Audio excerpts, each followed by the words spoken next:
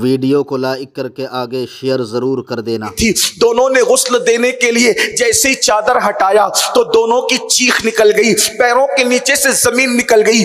کیوں؟ اس لیے کہ جیسے ہی چادر ہٹایا تو کیا دیکھا؟ جسم تو پورا انسانوں کی طرح تھا مگر منہ کالے سور کی طرح ہو گیا تھا، منہ کالے خنزیر کی طرح ہو گیا تھا۔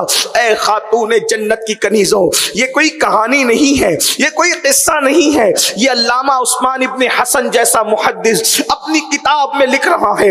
اللہ اکبر! صدیق اکبر نے دیکھا کہ منہ سور کی طرح ہو گیا، وہ بھی کالے سور کی طرح، کالے خنزیر کی طرح ہو گیا۔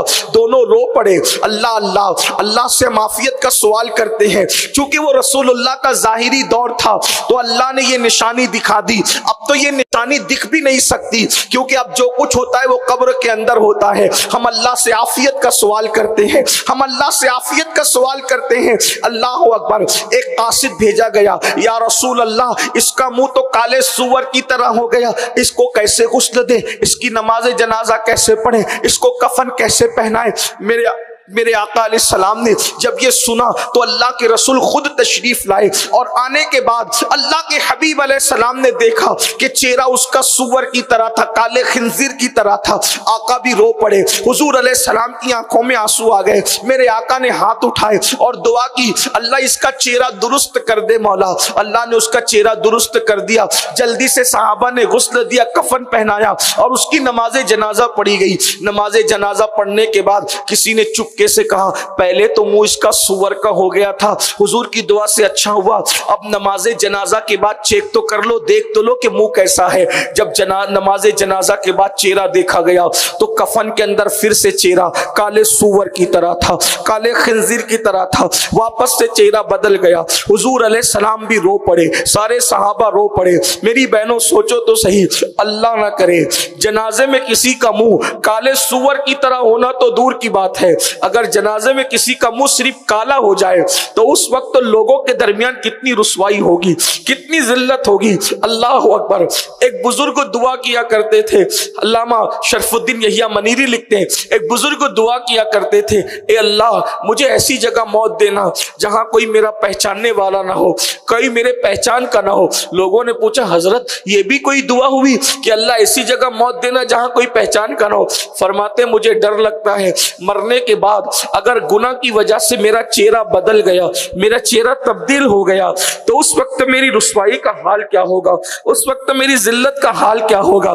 آج انسان طرح طرح کے کریم مل کر چہروں کو خوبصورت بناتا ہے، آج انسان مہنگے سے مہنگے صابن استعمال کر کے چہرے کو خوبصورت بناتا ہے، آج انسان چہرہ خوبصورت بنانے کے لیے بہت پیسے خرچ کرتا ہے، مگر قرآن کہتا ہے قیامت کے دن چہرے اعمال کی وجہ سے پہچانے جائیں گے، چہرے قیامت کے دن اعمال کی وجہ سے پہچانے جائیں گے۔ جن کے عمل اچھے نہیں ہوں گے ان کے چہرے بگڑ جائیں گے، سیاہ ہو جائیں گے، مسک ہو جائیں گے، اور جن کے اعمال اچھے ہوں گے ان کے چہرے 14ویں رات کی طرح چمکیں گے۔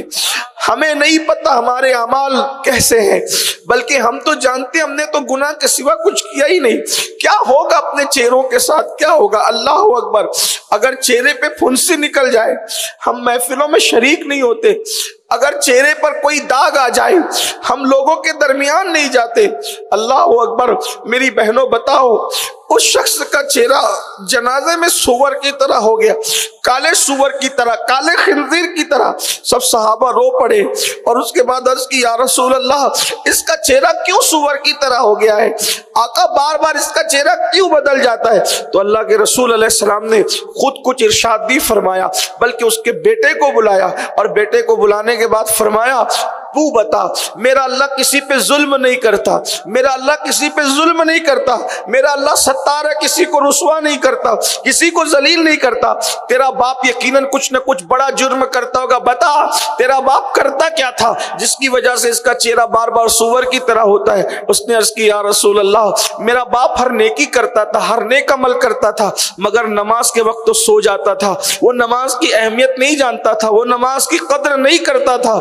تب اللہ کے رسول रसूल ने फरमाया, ऐ मेरे सहाबा सुनो, जब कोई नमाज में सुस्ती करेगा, नमाज की नाकदरी करेगा और जब वो मर जाएगा तो कयामत के दिन वो काले सूअर का मुंह लेकर के उठेगा, काले खिंजीर का मुंह लेकर के उठेगा। अल्लाह अकबर। मेरी बहनों बताओ, जरा गौर करो, आज बहुत सादगी से तुम कह देती हो कि हमें नमाज के लिए टाइम नहीं मिलता। ये झूठ है मेरी बहनों, ये फरेब है। नमाज के लिए टाइम क्यों नहीं मिलता? जब हमें खाने के लिए टाइम मिलता है, सोने के लिए टाइम मिलता है, सहेलियों के साथ बैठने के लिए टाइम मिलता है, बल्कि लोगों को गीबत करने के लिए टाइम मिलता है, चुगली करने के लिए टाइम मिलता है, नमाज के लिए क्यों टाइम नहीं मिलता?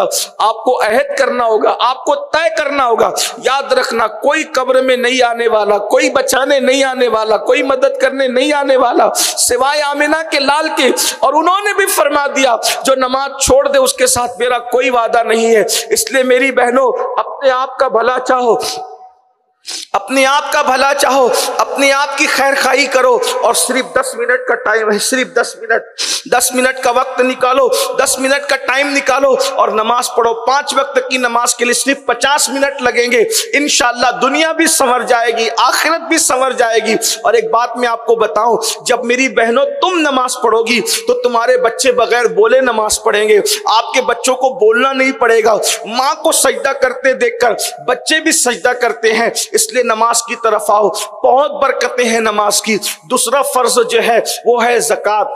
अल्लाह अकबर। ज़कात जो है मर्द देते हैं, औरतें उसमें बहुत पसो पेश करती है। इसलिए मेरी बहनों से कहता हूं, अगर आपके ऊपर ज़कात फर्ज है तो आप साल में 1 मरतबा ज़कात दें।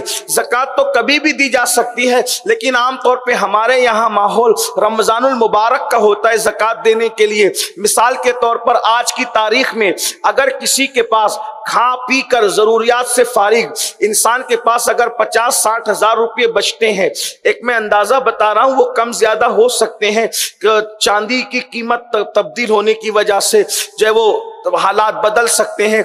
तो मेरी गुजारिश ये है कि आप मालूम करें। तो मिसाल के तौर पर अगर आपके पास खा पी कर 50-60 हजार बचते हैं और उसके बाद उस पर साल गुजर जाता है, या आपके पास सोने के जेवरात है, या आपके पास चांदी के जेवरात है, तो उसकी रकम निकाली जाए कि ये कितने के होते हैं और उसके बाद उसका परसेंट निकालकर 100 पर 2.5% आपको ज़कात निकालना। जिस तरह मर्दों पर फर्ज है उसी तरह औरतों पर भी फर्ज है।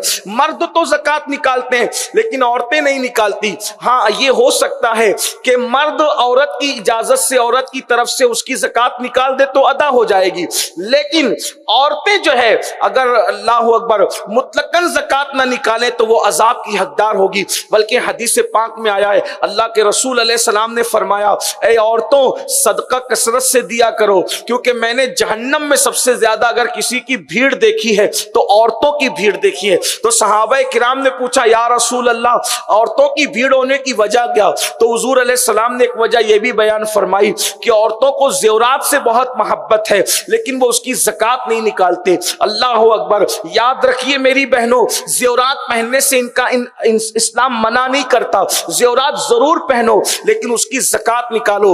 हदीस पाक में आता है, जिसने सोना चांदी जमा किया और उसकी ज़कात न निकाली तो उसी सोना चांदी को जहन्नम की आग पे गर्म करके उसके जिस्म पे रखा जाएगा, उसके जिस्म को चटका दिया जाएगा। ये ज़कात ना अदा करने वालियों का अंजाम है। इसलिए अगर अल्लाह रब्बुल इज्जत ने तुम्हें नवाजा है तो ज़कात